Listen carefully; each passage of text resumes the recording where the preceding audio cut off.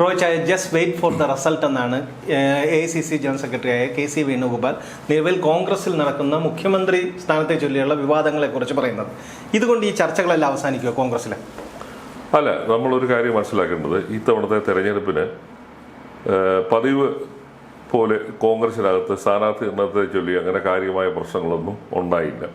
വളരെ പെട്ടെന്ന് തന്നെ അവർ സ്ഥാനാർത്ഥി നിർണയമൊക്കെ നടത്തി ഫീൽഡിൽ ഇറങ്ങുകയും അതിശക്തമായ രീതിയിൽ ക്യാമ്പയിൻ നടത്തുകയൊക്കെ ചെയ്തു. അതൊരു കൂട്ടായ നേതൃത്വത്തിന്റെ ഭാഗമായിട്ടാണ് തെരഞ്ഞെടുപ്പിന്റെ ഇതെല്ലാം നടന്നത്. രാഹുൽ ഗാന്ധിയുടെ ഭാഷയിൽ സംഘനൃത്തം സംഘനൃത്തമായിരുന്നു ഉണ്ടായിരുന്നത്. അത് കാരണം അവരുടെ ഒരു നിലനിൽപ്പിന്റെ പ്രശ്നമായിരുന്നു. കാരണം 10 വർഷമായിട്ട് അധികാരത്തിന് പുറത്തു നിൽക്കുന്നു, കേന്ദ്രത്തിൽ അധികാരമില്ല. കേരളത്തിൽ 10 വർഷമായിട്ട് കോൺഗ്രസ് എങ്ങനെങ്കിലും ഒന്ന് കാലുറപ്പിക്കുന്നതിന് വേണ്ടിയുള്ളൊരു സമരമാണ്, ജീവൻ മരണ സമരമാണ് അവർ നടത്തിയത്. അപ്പോൾ അതുകൊണ്ട് തെരഞ്ഞെടുപ്പിൻ്റെ ക്യാമ്പയിനെ കുറിച്ചോ സ്ഥാനാർത്ഥി നിർണയത്തെക്കുറിച്ചോ പ്രചരണത്തെക്കുറിച്ചോ കാര്യമായ പരാതികളൊന്നും എങ്ങും ഉയർന്നു കേട്ടില്ല. സാധാരണഗതിയിൽ ഈ കോൺഗ്രസ്സുകാരുടെ ഈ തെരഞ്ഞെടുപ്പിന്റെ സമയത്താണ് കൂടുതലും അങ്ങോട്ടും ഇങ്ങോട്ടും പാലം വലിക്കുകയും സീറ്റ് കിട്ടാത്തവരുടെ ബഹളവും അങ്ങനൊന്നും ഈ വിമത ശബ്ദങ്ങളൊന്നും സത്യം പറഞ്ഞാൽ ഇത്തവണ ഉണ്ടായില്ല. അങ്ങനെ തെരഞ്ഞെടുപ്പ് കഴിഞ്ഞിട്ട് ഏപ്രിൽ 9 തെരഞ്ഞെടുപ്പ് കഴിഞ്ഞു, മെയ് 4 തെരഞ്ഞെടുപ്പിന്റെ റിസൾട്ട് വരുന്നു എന്ന് പറയുന്നു. അപ്പോൾ ഈ പണ്ടൊന്നും ഇല്ലാത്ത പോലെ ഒരു പ്രവണത എന്ന് പറയുന്നത് ഇപ്പോൾ ഈ നമ്മൾ കേൾക്കുന്ന കഥകളൊക്കെ തന്നെ ഈ സോഷ്യൽ മീഡിയയിലാണ്. ഈ സത്യം പറഞ്ഞാൽ കേരളത്തിൽ ഒരു ആദ്യമായിട്ടാണ് ഒരു തെരഞ്ഞെടുപ്പിനകത്ത് സോഷ്യൽ മീഡിയയുടെ വലിയ റോള് വരുന്ന ഒരു തെരഞ്ഞെടുപ്പ്. കഴിഞ്ഞ തവണയൊക്കെ ഉണ്ടായിരുന്നെങ്കിലും ഇത്ര രൂക്ഷമായിരുന്നില്ല. സ്ഥാനാർത്ഥികളായാലും പാർട്ടികളൊക്കെ തന്നെ ഇത്തവണ അവരുടെ തെരഞ്ഞെടുപ്പ് ചെലവിനകത്ത് നല്ലൊരു പങ്ക് സോഷ്യൽ മീഡിയയിലേക്കാണ് എല്ലാവരും ചെലവഴിച്ചിരിക്കുന്നത്. അതിന് കാരണം എന്ന് പറഞ്ഞാൽ സ്മാർട്ട് ഫോണിന്റെ പെനിട്രേഷൻ, ഇന്റർനെറ്റ് പെനിട്രേഷൻ, ഇതൊക്കെ തന്നെയാണ് അതിന് കാരണം. അപ്പൊ ഇപ്പോൾ ഈ 9-ാം തീയതി തെരഞ്ഞെടുപ്പ് കഴിഞ്ഞു, 4-ാം തീയതി റിസൾട്ട് വരുന്നു, കോൺഗ്രസ് അധികാരത്തിൽ വരും അല്ലെങ്കിൽ UDF അധികാരത്തിൽ വരും എന്നുള്ള പ്രതീതി വ്യാപകമായിട്ടുണ്ട്.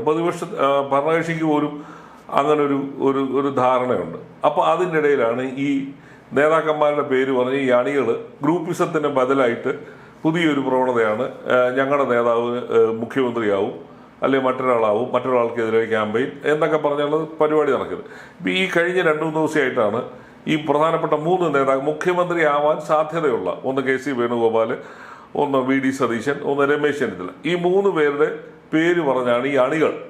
അല്ല, ഈ 3 പേരും അവകാശവാദം ഉന്നയിച്ചിട്ടില്ല മുഖ്യമന്ത്രി. അത് തന്നെ 3 പേരുടെ പേര് പറഞ്ഞ് അവരുടെ അണികൾ അവകാശപ്പെടുന്നവരാണ് ഈ സോഷ്യൽ മീഡിയയിൽ പരസ്പരം നേതാക്കന്മാരുടെ വർണ്ണന നടത്തുകയും മറ്റുള്ളവരെ കുറ്റപ്പെടുത്തുകയൊക്കെ ചെയ്യുന്നത്. അപ്പം അത് നമ്മൾ കാണേണ്ട ഒരു പ്രത്യേകത എന്ന് പറഞ്ഞാൽ ഈ പേര് പറയുന്ന 3 പേരും അവരവകാശവാദമായിട്ട് ഇതുവരെ രംഗത്ത് വന്നിട്ടില്ല. ഒരുപക്ഷെ അവർ ഇപ്പം കോൺഗ്രസ്സുകാർ പൊതുപോലെ പറയുന്ന പോലെ ആഗ്രഹമില്ലാത്തവരാരുമില്ലല്ലോ. എല്ലാവരും മുഖ്യമന്ത്രിമാരാവാൻ യോഗ്യരാണ്, എക്സ്പീരിയൻസ് ഉള്ളവരാണ്, പാർട്ടിക്കാർക്കിടയിൽ സ്വാധീനമുള്ളവരാണ്. അതെല്ലാവരും അംഗീകരിക്കുന്ന ഒരു കാര്യമാണ്. പക്ഷേ ഇത്തരത്തിൽ ഈ അണികൾ അല്ലെങ്കിൽ ഈ സോഷ്യൽ മീഡിയയിൽ ജീവിക്കുന്ന ഒരു സംഘം ആൾക്കാർ ഇത്തരത്തിൽ ഈ പ്രചരണം നടത്തിയും അത് മുഖ്യധാരാ മാധ്യമങ്ങളും പത്രങ്ങളും ഒക്കെ അത് വാർത്തയാക്കുന്നു. കോൺഗ്രസിനകത്ത് സ്ഥാനത്തെ ചൊല്ലിയോ മുഖ്യമന്ത്രി സ്ഥാനത്തിന് വേണ്ടി കടിപിടിയാണെന്നുള്ള പ്രതീതി അത് ജനങ്ങളുടെ ഇടയിൽ അവമതിപ്പുണ്ടാക്കും. നിങ്ങളെ വിശ്വസിച്ച് നിങ്ങൾക്ക് വോട്ട് തന്ന് നിങ്ങളെ ഭരണത്തിലാക്കാൻ ശ്രമിക്കുമ്പോൾ നിങ്ങളിങ്ങനെ ചേരി തിരിഞ്ഞ് ചെളിവാരി എറിയുന്നതിന് സാധാരണക്കാർ സഹിച്ചെന്ന് വരത്തില്ല. K. സുധാകരൻ അതിലൊരു പക്ഷം പിടിച്ച് വന്നപ്പോഴാണ് അതിന് കുറച്ചുകൂടി ചർച്ചകൾക്ക് K. സുധാകരനെ തൊട്ട് പിന്നാലെ പല നേതാക്കന്മാരും മാറ്റിക്കൂടലാണ്, റോജി M. ജോൺ, ഇങ്ങനെ പലരും ഇതൊക്കെ ഏറ്റുപിടിച്ചപ്പോഴാണ് ഇത് ഒരു പ്രശ്നമാകുന്നത്. അപ്പോൾ പക്ഷേ വളരെ എന്താ പറയുക, ഇന്ന് സംഘടനാ ചുമതലയുള്ള AICC സെക്രട്ടറി KC വേണുഗോപാൽ എന്ന് വളരെ കൃത്യമായിട്ട് പറഞ്ഞു, ഇത് പൊതുവിലിട്ട് അലക്കേണ്ട കാര്യം, ഇത് പാർട്ടിയുടെ കാര്യമാണ്. തെരഞ്ഞെടുപ്പ് റിസൾട്ട് വന്നതിന് ശേഷം പാർട്ടിയാണ് തീരുമാനിക്കുക, അല്ലെങ്കിൽ ഹൈക്കമാൻഡാണ് തീരുമാനിക്കുന്നത്. അതിനകത്ത് എല്ലാം അടങ്ങിയിട്ടുണ്ട്. അതിനകത്ത് അദ്ദേഹം മത്സരിക്കത്തില്ല എന്നൊന്നും പറഞ്ഞിട്ടൊന്നുമില്ല. പക്ഷേ അത് ഒരു പാർട്ടി എന്നുള്ള നിലയിൽ പാലിക്കേണ്ട മിനിമം മര്യാദ, അച്ചടക്കം, പൊതുമധ്യത്തിൽ നിങ്ങളുടെ പാർട്ടിയുടെ കാര്യങ്ങൾ വലിച്ചിട്ട് അലക്കുന്നു എന്ന് പറയുന്നതൊക്കെ തന്നെ പാർട്ടിക്ക് ക്ഷീണം ഉണ്ടാക്കുന്നതാണ്. നിങ്ങളുടെ പാർട്ടി പഴയ പോലെ ശക്തമായൊരു പാർട്ടി അല്ല, ഇല്ലേ? ദേശീയ തലത്തിലായാലും സംസ്ഥാന തലത്തിലായാലും ഒക്കെ തന്നെ വളരെ ദുർബലമായ അവസ്ഥയിൽ നിൽക്കുന്നതാണ്. BJP എന്ന് പറയുന്ന ഒരു പാർട്ടി ഇന്ത്യയിലെ 18-19 സംസ്ഥാനങ്ങൾ ഭരിച്ചുകൊണ്ടിരിക്കുകയാണ്. അവിടെ പ്രതിപക്ഷമോ മുഖ്യ പ്രതിപക്ഷമോ അല്ലെങ്കിൽ 2ാം സ്ഥാനത്തോ ഒക്കെ നിൽക്കുന്ന അവസ്ഥയിലാണ് കോൺഗ്രസ്. 70-കളിലും 80-കളിലും ഉണ്ടായിരുന്ന അവസ്ഥയിലല്ല കോൺഗ്രസ് ശക്തി ക്ഷയിച്ച് നിൽക്കുന്ന ഒരു അവസ്ഥയിലാണ്. അപ്പോൾ കഴിഞ്ഞ 10 വർഷമായിട്ട് അധികാരത്തിന് പുറത്തു നിൽക്കുന്ന ഒരു സംസ്ഥാനത്ത് ഇങ്ങനെ നേതാക്കന്മാരുടെ പേര് പറഞ്ഞ് അടിപിടി കൂടുന്നത് ശരിയല്ല എന്ന് തന്നെയാണ് KC വേണുഗോപാൽ പറഞ്ഞു. അതുപോലെ K മുരളീധരൻ പറഞ്ഞു, KC ജോസഫ് പറഞ്ഞു, രമേശ് ചെന്നിത്തല പറഞ്ഞു. ഇതെല്ലാവരും പറയുന്നുണ്ട്. കാരണം ഇത് മനസ്സിലാക്കേണ്ടത് അണികളും കോൺഗ്രസിനെ സ്നേഹിക്കുന്നവരും ഒക്കെ തന്നെയാണ്. അത് അങ്ങനെ ഒരു അച്ചടക്കത്തോടു കൂടി ഇതിനധികം ദിവസമില്ലല്ലോ. ഇനിയിപ്പോൾ എത്ര, ഇന്ന് 16 ദിവസമായി. ഇനിയിപ്പോൾ കൂടി വന്നാൽ 2 ആഴ്ച വിട്, 10-15 ദിവസം കഴിയുമ്പോഴത്തേക്ക് റിസൾട്ട് വരും. അപ്പോൾ റിസൾട്ട് വന്നിട്ട് ഇപ്പം ആരാണോ MLA-മാരുടെ ഭൂരിപക്ഷം ഉള്ളത് അവർക്കാവാം. അതൊരു യാഥാർത്ഥ്യമാണ്. അത് ഹൈക്കമാൻഡ് തീരുമാനിക്കും ആരെയാണ് ആക്കേണ്ടതെന്നുള്ളത്. അത് സമ്മതിച്ച് മര്യാദയ്ക്ക് അടങ്ങിയിരിക്കുക എന്നുള്ളതാണ് ഇതിൻ്റെ ഒരു മിനിമം ഒരു ബാധ്യത എന്ന് പറയുന്നത്. അപ്പം ഇതിനെക്കാട്ടി മുമ്പ് ഈ പുതുയുഗ യാത്രയുടെ അവസാന ദിവസത്തെ രാഹുൽ ഗാന്ധി വന്ന് ഇവിടുത്തെ കോൺഗ്രസ് നേതാക്കളോട് പറഞ്ഞതാണ്, നിങ്ങളെ കുറിച്ച് ഇങ്ങനെ ഒരു പരാതി പൊതുമധ്യത്തിലുണ്ട്. ജനങ്ങൾ പറഞ്ഞു, ഞാൻ പറയുന്നതല്ല എന്നും പറഞ്ഞാണ് അദ്ദേഹം പറഞ്ഞത്. നിങ്ങളെക്കുറിച്ച് ഇങ്ങനെ കോൺഗ്രസ് നേതാക്കളെക്കുറിച്ച്, കോൺഗ്രസ്സുകാരെക്കുറിച്ച് പൊതുവേ ഉള്ളത് നിങ്ങൾ അധികാരം കിട്ടുമ്പോൾ കടിപിടി കൂട്ടുന്നു, നിങ്ങളിപ്പോൾ ആവശ്യമില്ലാത്ത കാര്യത്തെക്കുറിച്ച് സംസാരിക്കും. അതുകൊണ്ട് ഇപ്പോൾ നമ്മളൊരു സംഘനൃത്തമാണ് ആടേണ്ടത്, നമ്മൾ ഏകാംഗ ഡാൻസ് പാടില്ല എന്നാണ് അദ്ദേഹം പറഞ്ഞത്. അതിൻ്റെ അർത്ഥം തന്നെ എന്താണ്? നിങ്ങൾ ഈ സ്ഥാനമാനങ്ങൾക്ക് വേണ്ടി തമ്മിലടി കൂടരുത്, നിങ്ങൾ ഒരുമിച്ച് നിൽക്കണം, ഈ പാർട്ടിയെ മുന്നോട്ട് നയിക്കാനുള്ള ബാധ്യത എല്ലാവർക്കും ഉണ്ടെന്നുള്ള കൃത്യമായ സൂചനയാണ്. അത് ആരുടെയും പേരെടുത്ത് പറയുകയൊന്നും ചെയ്തല്ല. പക്ഷെ പാർട്ടി അച്ചടക്കത്തോടുകൂടി പാർട്ടി അണികളും നേതാക്കളും പോകണം എന്നുള്ള കൃത്യമായ മെസ്സേജാണ്. കാരണം ഇതിനകത്ത് ഒരുപാട് കഷ്ടപ്പാടും പ്രയാസവും കേസും ഒക്കെ നേരിടുന്ന ഈ സാധാരണക്കാരായ കോൺഗ്രസ് പ്രവർത്തകരാണ്. അവരുടെ ആഗ്രഹങ്ങൾക്കും അവരുടെ ആശയ്ക്കും എതിരായിട്ടാണ് ഈ അടി നടക്കുന്നത്, ഇല്ലേ? അതൊരിക്കലും അവർക്ക് പൊറുക്കത്തില്ല. കാരണം എപ്പോഴും കോൺഗ്രസിനെ ശിക്ഷിക്കുന്ന, കോൺഗ്രസിനെ സ്നേഹിക്കുന്ന സാധാരണക്കാരായ കോൺഗ്രസ്സുകാരാണ്.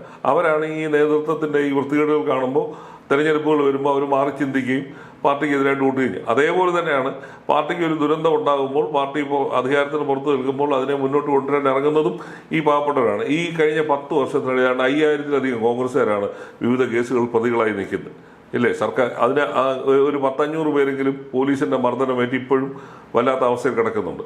അങ്ങനെ പലരും ഉണ്ട്, ഇല്ലേ? ഒരു കേസ് നമ്മൾ കണ്ടതാണ്. ഒരു കേസുകാരി ഒരു പെൺകുട്ടിയുടെ മൂക്ക് പാലം പോലീസ് അടിച്ചൊടിച്ചു. അതുപോലെ തന്നെ യൂത്ത് കോൺഗ്രസ്സുകാർ ഒരു പെൺകുട്ടിയുടെ കഴുത്തിന് പോലീസ് അടിച്ച്, ഇപ്പോൾ ഇത്തവണ ആലപ്പുഴ മത്സരിച്ച തോമസ് എന്ന് പറയുന്ന ചെറുപ്പക്കാരനായ ആ പയ്യനെയാണ് ചെടിച്ചട്ടി വെച്ച് പോലീസ് അടിച്ച് ഒക്കെ ഉപദ്രവിക്കും. അങ്ങനെ നിരവധി പേര് അറിഞ്ഞവരും അറിയാത്തവരുമായ എത്രയോ കോൺഗ്രസ്സുകാർക്കാണ് മർദ്ദനമേറ്റ് കിടക്കുന്നത്. അപ്പം അവരുടെയൊക്കെ ആഗ്രഹങ്ങൾ, അവരുടെയൊക്കെ താല്പര്യങ്ങൾക്കെതിരായിട്ടാണ് ഇപ്പൊ ഈ നടക്കുന്ന ഈ നാടകങ്ങൾ. പൊതുജനം അങ്ങനെ ചിന്തിക്കും. കാരണം എന്ന് പറഞ്ഞാൽ വിജയിക്കുമെന്ന് പ്രതീതി ഉണ്ടായപ്പോൾ തന്നെ തർക്കത്തിന്റെ ട്രെയിലർ തുടങ്ങി. അപ്പൊ റിസൾട്ട് ഒന്ന് ജയിച്ചാൽ അതൊരു ഫുൾ ഫിലിമായി വരില്ലേ? അത് തന്നെ, അത് തെരുവിലടിക്കുന്ന സ്ഥിതിയിലേക്ക് പോകരുത്. കാരണം കോൺഗ്രസിന്റെ പാരമ്പര്യം പലപ്പോഴും അങ്ങനെയൊക്കെ തന്നെയാണ്.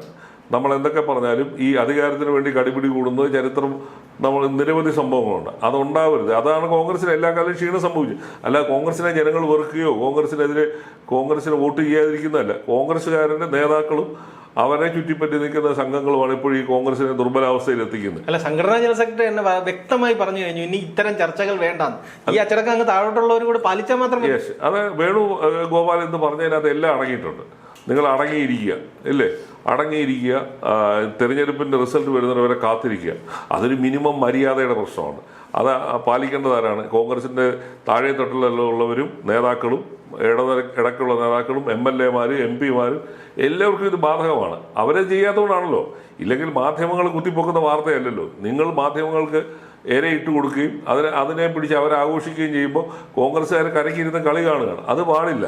നിങ്ങളാണ് നിങ്ങളുടെ പാർട്ടിയെ സംരക്ഷിക്കാനുള്ള ബാധ്യത നിങ്ങൾക്കുണ്ട്. നിങ്ങൾ അത് ഏറ്റെടുക്കാത്തതുകൊണ്ടാണ് ഇത്തരത്തിലുള്ള അപവാദങ്ങൾ അല്ലെങ്കിൽ നിങ്ങളുടെ പാർട്ടിയെക്കുറിച്ച് ഈ വിഴുപ്പലക്കൽ നടക്കുന്നത്. അത് വേണ്ടാന്ന് കോൺഗ്രസ്സുകാർ തീരുമാനിച്ച് അപ്പം തീരും, സ്വിച്ച് ഇട്ട പോലെ തീരും.